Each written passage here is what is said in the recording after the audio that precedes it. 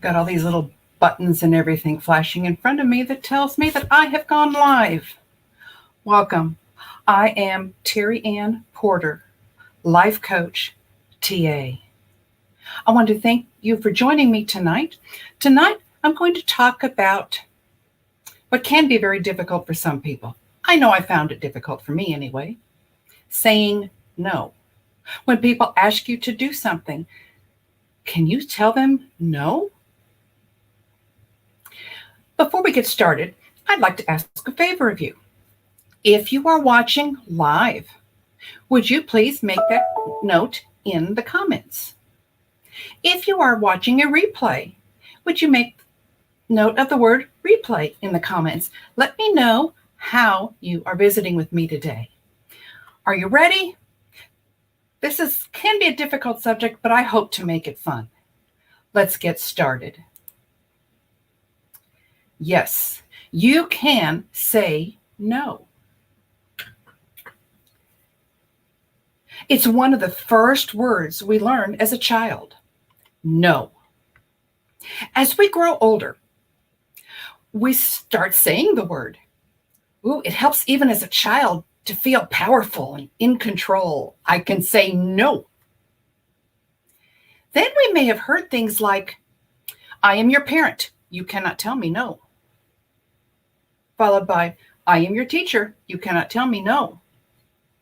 Then others around us started rejecting our no.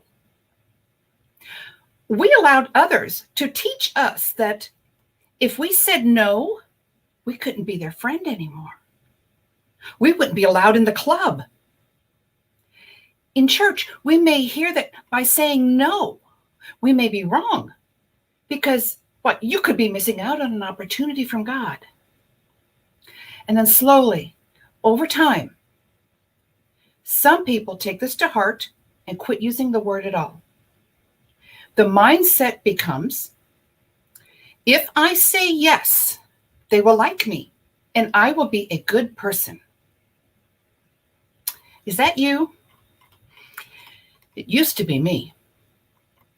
I speak from the pain, the hurt, the guilt that comes from the stress created by not using that simple word, no. By saying yes to others without any thought of its impact on myself or even the situation, I lived in a constant state of stress. Now, the medical community uses the word stress to take the blame for everything from obesity to heart disease to hypertension, hundreds of other conditions. I can't begin to tell you how many times I have heard my doctors use that term over the years.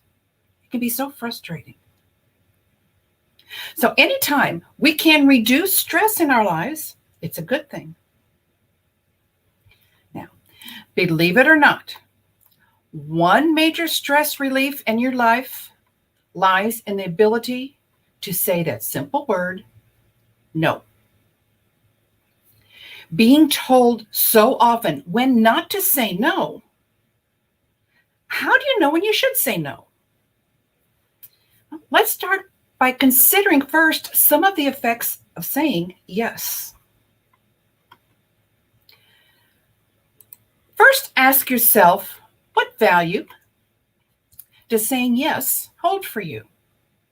Now, chances are saying yes is going to involve a commitment of some kind. How would saying yes affect other commitments? By saying yes now, you are going to have to say no to something else later. Is this important enough for you to turn down something else? What will you gain by saying yes?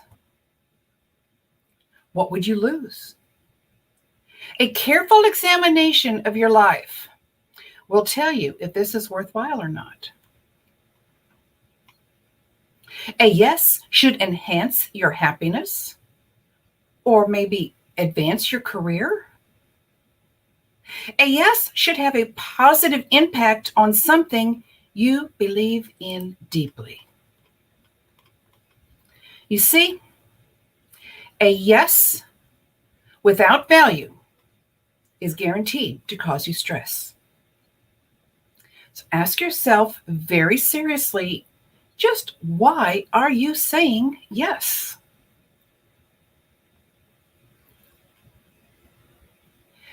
Consider what yes is going to do to your current stress levels. If by saying yes, are your stress levels going to increase? And if so, by how much? Stress is inherent in life. Chances are that taking on a new project is going to cause at least a little bit of stress. But there's a big difference between the anxiety of a minor deadline and a nervous breakdown because you've taken on a project that no one else is taking seriously or working on. If you can't live with the added stress, then it's definitely time to say no. You feeling guilty about the decision? If so, head for the hills. Anytime you agree to something out of guilt, you've got stress in spades. And it's only going to get worse. Now, I can hear you now, but I feel guilty if I say no. By the same token, you are also saying, I will feel stress and guilt if I say yes.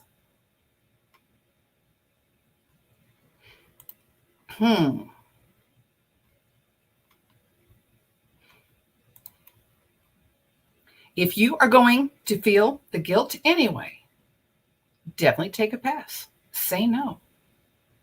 Then tell any residual guilt to get lost. Once you say no, it's not your problem. It's time to sing the Frozen song, Let It Go. And then give it time. If you're not sure about saying yes, then tell the person asking you that you want to sleep on it. By giving yourself extra time, you can consider very seriously the pros and the cons of saying yes, of saying no, and try to get a handle on just how much stress you'll be adding to your life by agreeing. Time gives distance, which gives a clearer view of the situation and makes it easier to say no if it isn't going to work out. You see, the problem with being agreeable, being a people pleaser, by constantly saying yes, is that it's very easy to find yourself in way over your head very quickly. Too much yes means you're swamped with work. Your weekends are always overbooked, and you never have a moment to yourself. Now, while this makes for a hilarious montage in the movies, in real life, it's not so funny. Too much stress in your life already means it's time to look for some opportunities to say no, even to things you've previously said yes to. You know better than anyone else. Protect your peace of mind and your health by learning when and how to say no. Now, we talked about stress, but in what other ways is health affected when you overcommit? Well, self-image suffers. When you find yourself doing too much, you wind up in that spiral of blaming yourself when it turns out you can't do everything well. Never mind the fact that you can't do everything and still do a good job at it. Instead, you start feeling more and more like a failure with each missed deadline. This leads to negative self-talk and eventually some serious long-term damage to your mental health. Anxiety rises. When there are not enough hours in the day, you find yourself frantic and always putting out fires. This kind of anxiety is exhausting, not to mention it can lead into a world of panic attacks. You're at a risk for depression. When you don't say no to things you really don't want to do or don't have the time or talent to do, you'll find you not only lack enthusiasm for the project, but after a while, a bleak mood and even depression will start to overtake you when you sit down to try to work on that project. The long-term prognosis isn't good. Untreated depression can eventually lead to suicidal ideas.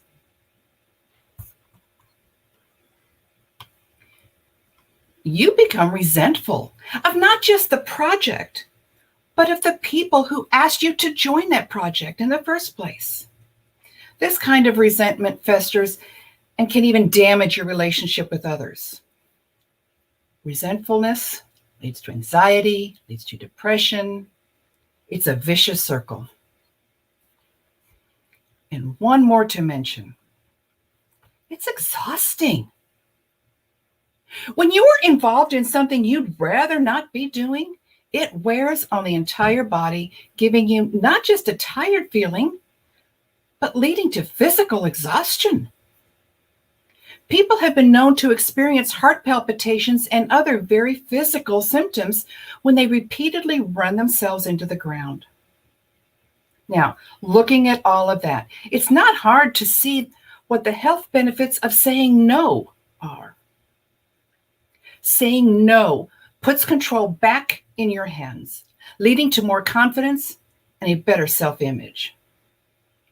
By keeping yourself out of projects you'd rather not or simply cannot be doing, you avoid a whole host of problems. You reduce stress and anxiety. You'll sleep better at night and be more rested and alert for those projects that you wanted to do in the first place. With all of that on the line, saying no can become easier. Well, Terry Ann, if that's true, then how do you say no? Picture this. You've just been asked to take part in something that you really can't get involved in right now. You looked at your schedule, you really don't have the time, or maybe even the desire. And so you've said no. That's it. End of story, right? Sadly, that's not always the case. We've all been there. In the situation where you've given your answer and the person you're talking to has meant that to mean you just need to be convinced. So they ask again and again and again. Chances are they might have worn you down to where you finally say yes just to get them to go away. What can you do? The trick is to make your no mean no the first time you said it. How? Now, this won't come naturally, so you will need to practice. Body language and tone of voice are important when letting someone down. The first step is to be aware of how you present yourself. Are your lips saying no, but the rest of you waffling off into an attitude that says you can be worn down? Start with good posture. Stand up straight, square your shoulders, look the speaker in the eye and say no. You want to show confidence without being overbearing.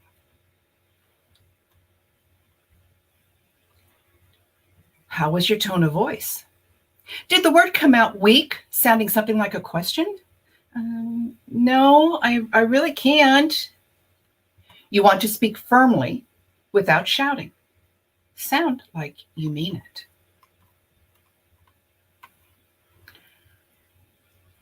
If you started with an apology, you're already taking a weaker stance. There are no apologies necessary. Just say no. End of story. But just because you're saying no doesn't mean you have to be a jerk about it. Thank the person for asking you. You might even find something nice to say about the project. For example, you might say, well, that sounds really interesting. I really can't, but thank you so much for asking. Mind your manners. Be sincere. Nothing rings false more than fake flattery. It might be that you have no interest in their project at all. Now, if this is the case, it's better to go with the adage that we were raised on, if you can't say anything nice, don't say anything at all. Here, a simple no thank you will suffice. Don't lie. There is nothing worse than running into the person at the mall that you lied to, telling them you couldn't do what they asked because you would be out of town. Don't be that person. Honesty really is the best policy. Above all, be true to yourself. Know what you want. Know your limitations. If it's in your best interest to say no to something, the rest should just fall in place. And finally, make sure that you guard your time and commitments. There's nothing wrong with saying no when you need to. If you know that much, your own self-confidence will carry you through, and the rest of the world will likewise learn to respect your decisions.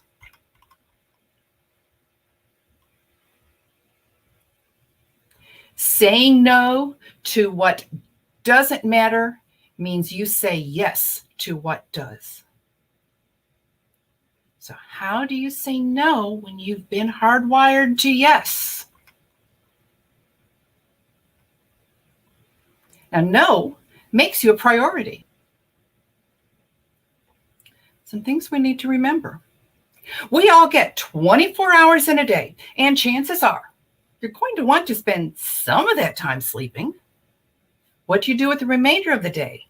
That's important simply because you don't have the resources to spend in saying yes to everyone and everything. Caring for yourself and your time for self-care is necessary. You have to decide whether a project is worth your time or if that time might be better spent doing something else. Another point you have to remember in saying no. No is not a rejection. Just because you're turning down a project, that doesn't mean that you're rejecting the person who did the asking. Saying no to your best friend doesn't make them any less your best friend. And yes, you can even say no to your boss, especially if you're already overburdened or in the midst of something you perceive to be more important. The thing to remember is that it's always wise to help the other person to make that distinction. Telling your boss no might be a risky endeavor unless you first help them to realize just why it is that you can't. We'll explore this a little bit later. Something else to remember. Not every no has to be a solid no. Sometimes a compromise might be in order. It could be that you don't have the time to chair the committee, but you still have the ability to serve. This doesn't mean that you should find a compromise for everything you're asked to do. But if something really does pique your interest, see if there's some way that you can still be involved without having to put in the full commitment, especially if you're already busy with something else. Now, something else to note about saying no. This is a hard one, but no does not have to come with a guilt trip. Really? Just as there's no harm in someone else asking for help with something, you have the equal right to say no. It's part of the give and take of daily life. Now, if you've considered the request seriously and felt that saying no was the right thing to do, then just go with your gut. Say no. End of story. Not only does no not need a guilt trip. It also doesn't need an apology. The moment you say you're sorry, you're showing that you're wavering and putting yourself in a position of weakness. Your no means no. That's it. You don't need to make long excuses or even give a reason why. A polite response of, thanks for asking, but I can't help with that, is truly all you need to say. No does not have to be daunting or even scary, but it does have the ability to save your sanity. Learn how to use no effectively, and your life will become infinitely easier. Thankfully, it's an easy skill to learn. It really is as simple as saying no. And the only way to develop this skill is to put it into practice. Because every relationship has its challenges. Sometimes the scariest things you can do is to say no to someone you love. A whole host of scenarios run through your head. What if by saying no, you break the friendship somehow? What if the other person doesn't understand? Or what if they get mad at you? What if by saying no, they never ask you for anything again? The good news is it doesn't have to be this way. A solid relationship that's healthy has plenty of room for no. It all starts with setting up new expectations. Now, here are some things to ponder. When you say no from a position of confidence and assurance, you're allowing others to see that you're taking care of yourself. More than that, if you're saying no without guilt, then they won't feel bad for asking. It shows you respect them for asking and that you respect yourself. When your friends see you saying no without guilt, you're actually teaching them that they can do the same. You'll be amazed at how often we look to others for permission to feel good about ourselves. Think about how empowering this is for both you and them. They'll know when you finally do agree to something that you actually mean it. You're not there because of some feeling of obligation or as a result of a guilt trip. They're going to know that you are sincere. This leads to more mutual trust all the way around.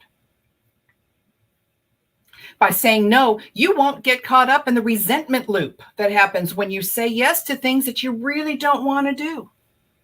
This keeps the relationship healthy with good feelings all around. People will see that when you say no with grace, that you care about the relationship enough to be honest about your time, your interest, your ability, and your commitments.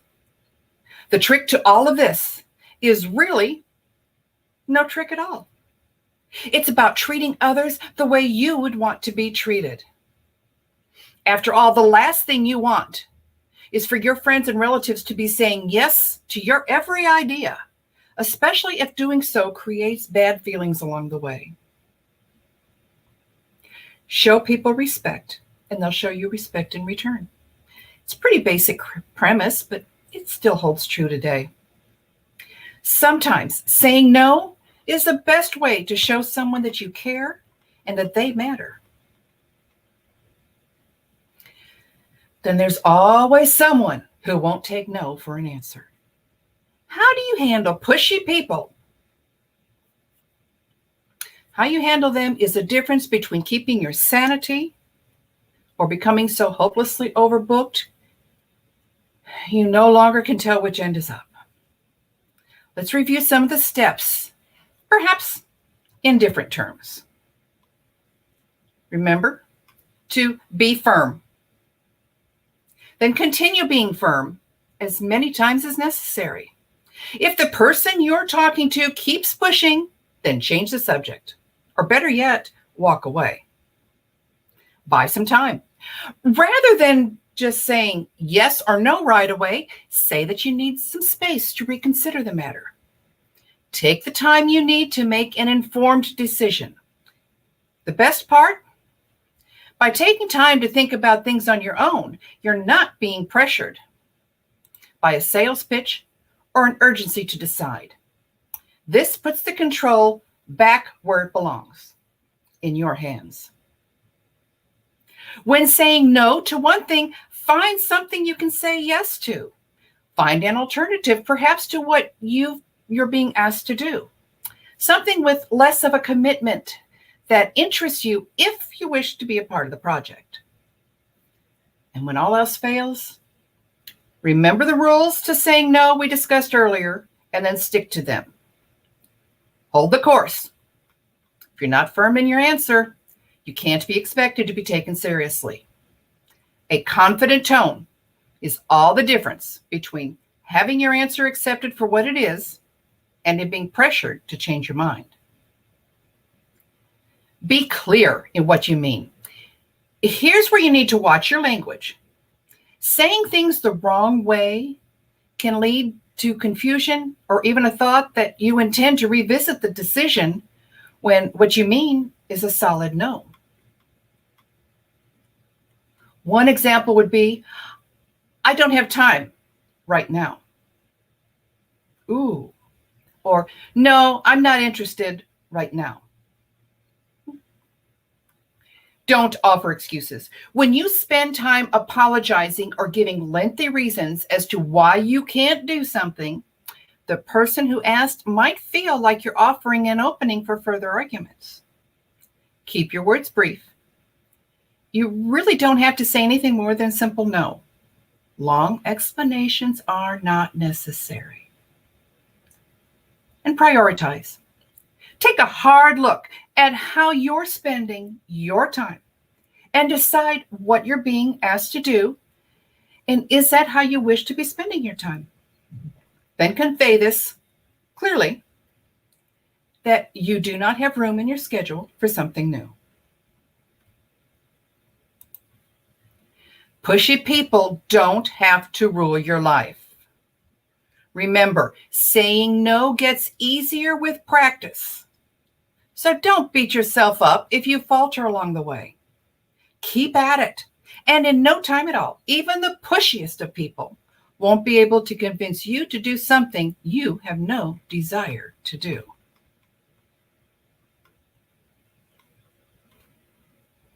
But how do you say no to the people you can't say no to? You're overworked, overbooked, overtired. You're so busy, there's not another thing you can do. The problem is, the world hasn't gotten the memo yet.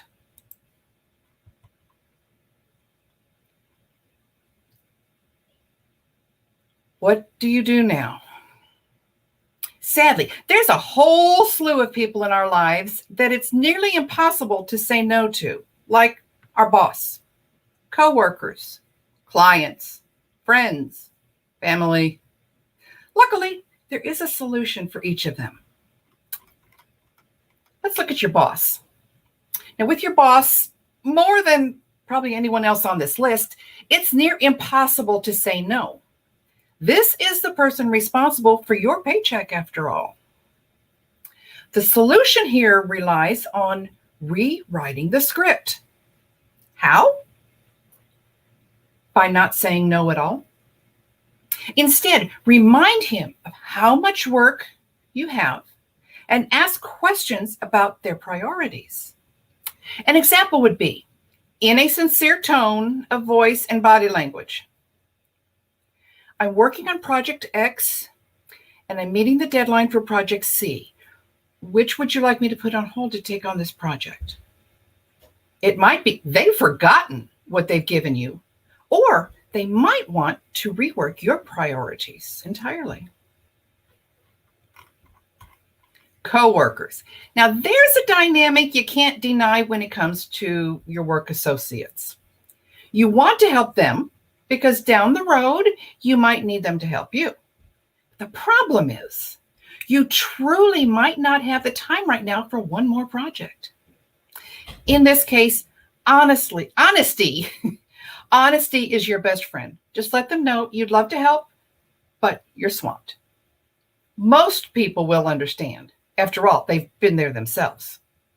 If they become pushy, remember, stand your ground and make it clear your no means no. Clients. Now, the last thing you want to do is lose a client.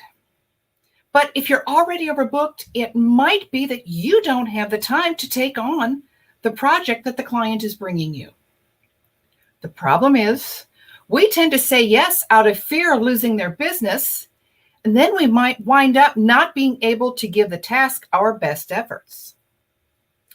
In this case, you need diplomacy. Regretfully decline, but also let them know that you'd take the job on if you could. But also to realize that you can't give them the quality they deserve if you were to take it on right now. If you're good at your job, they'll be back. We don't have to let the people in our lives control our actions. Saying no is not only possible, but it's necessary sometimes for your own peace of mind.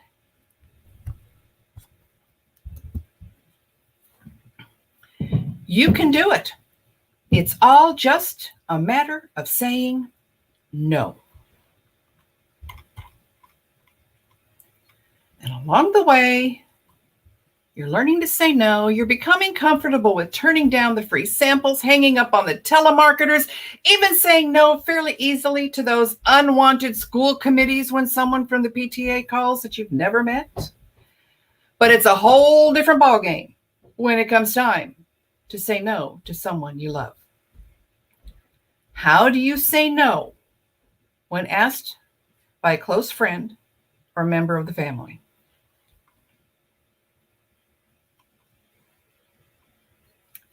Typically, the problem comes in because we're afraid that by turning down a request from someone who's an integral part of our lives, we think we're going to damage the relationship somehow. That doesn't have to be the case. As long as we keep some simple rules in mind.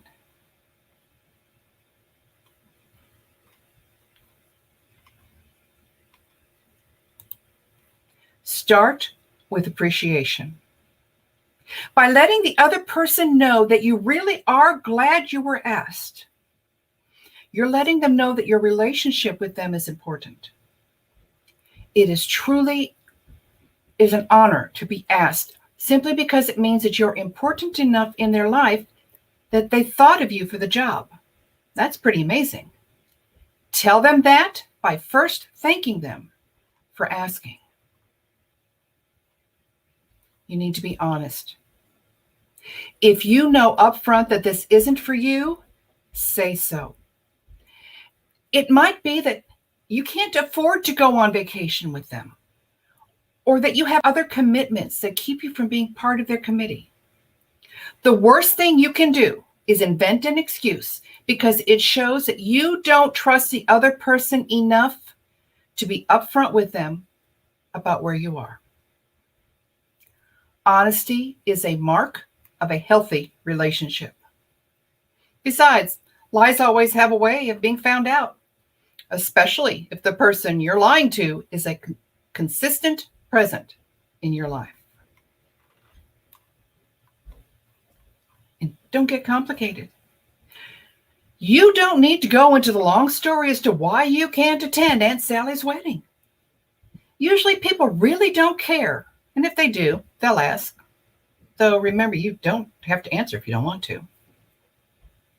To explain excessively belabors the point and actually can feel kind of insulting to the listener. Still having trouble? Then give yourself time. Giving yourself an afternoon or maybe sleeping on the request will give you time to solidify your reason for wanting to say no, so you can better express yourself and say no with a clearer conscience. Time gives distance, which gives clarity. No doesn't have to be scary. or even overly complicated. Keep in mind that so long as you're treating the person asking with respect, you'll go a long way towards keeping the relationship secure, even when you have to let them down gently. Now, a term we haven't used yet, but it's very important here, is boundaries. It might be that if you're still having trouble saying no, it's because you need to do some work on your own personal boundaries. Resolving this will take planned efforts and dedication. I highly recommend the book Boundaries by Drs. Cloud and Townsend. It's an excellent resource. Now, in some cases, you may need to talk to a counselor to guide you and help you along on this journey. It's okay. It's okay to ask for help. Don't be afraid to do so.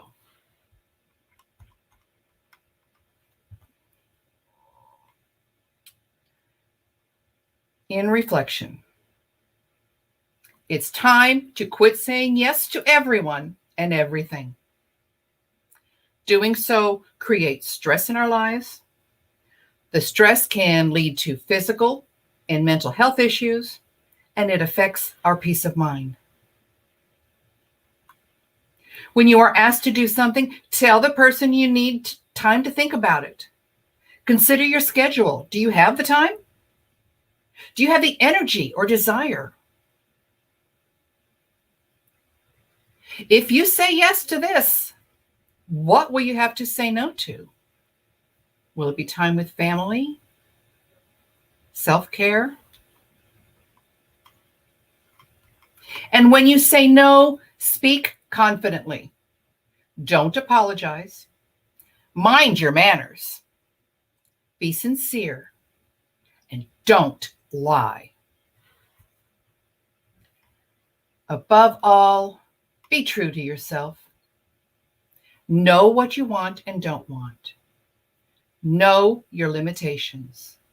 Guard your time and commitments.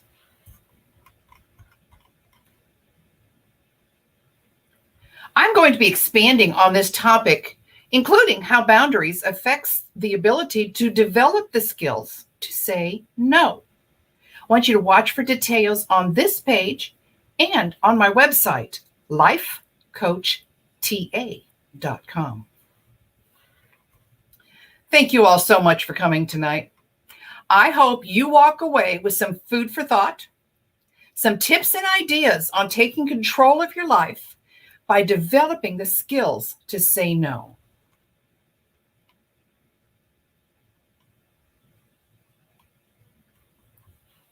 Please watch for more information on the upcoming expanded 6 to 8 week series on this topic.